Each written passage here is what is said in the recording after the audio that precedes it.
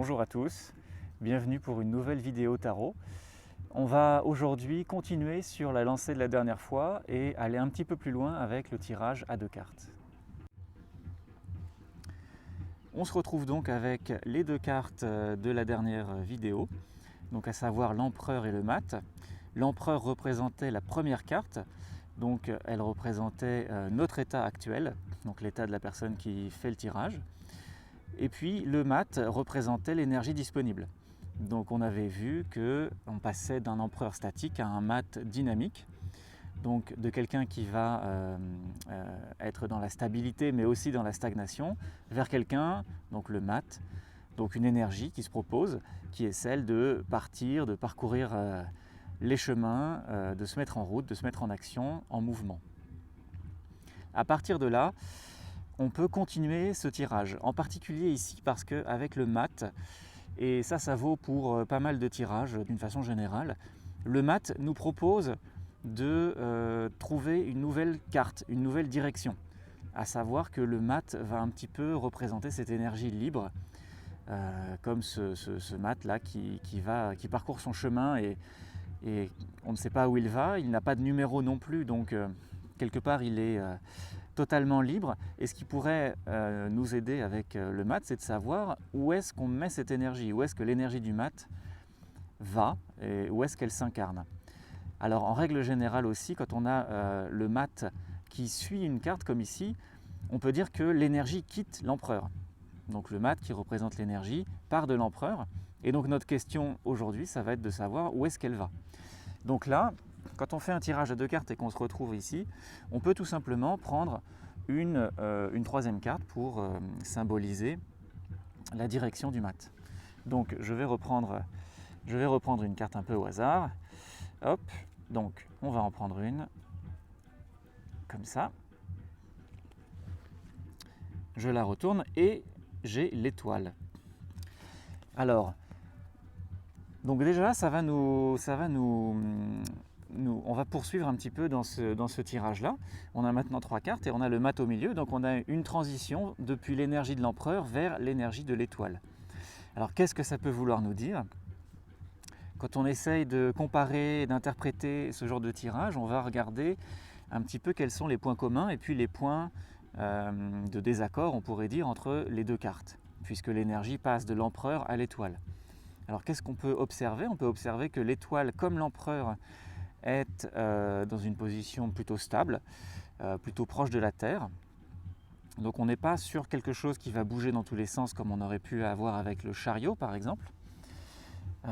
Donc on a quelque chose qui continue d'être stable, mais la petite différence, c'est que là où l'empereur regardait fixement ses biens, ses acquisitions et toute son expérience accumulée, l'étoile, quelque part, elle va le donner, elle va l'offrir au monde. Donc on a un rapport beaucoup plus dans le don, dans une forme de générosité, là où l'empereur, finalement, pouvait un petit peu garder les choses pour lui et un petit peu rester sur ses acquis. Là, l'étoile, elle va être dans le don et dans la contribution au monde.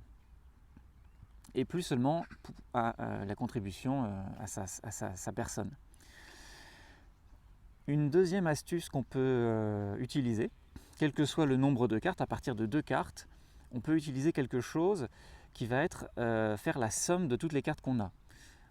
Et ça va nous donner une troisième carte, ici en l'occurrence, puisqu'on n'a que 2 cartes qui possèdent un numéro.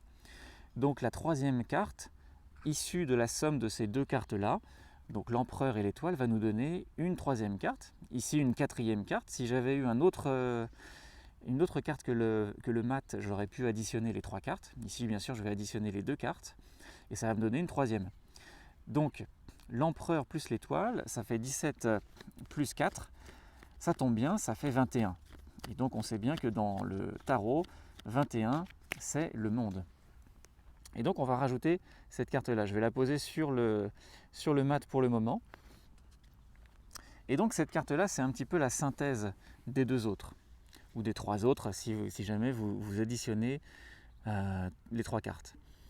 Alors, je précise quelque chose pour le cas où on dépasserait justement ce nombre de 21. Certains utilisent le nombre de 22 parce qu'on a 22 cartes dans le tarot, dont une, le mat, qui n'a pas de numéro.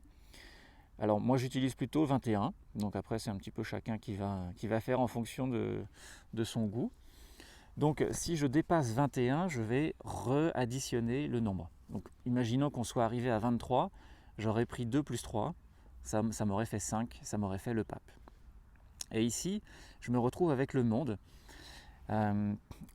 Donc c'est aussi ce qu'on appelle l'empereur et l'étoile sont quelque part complémentaires.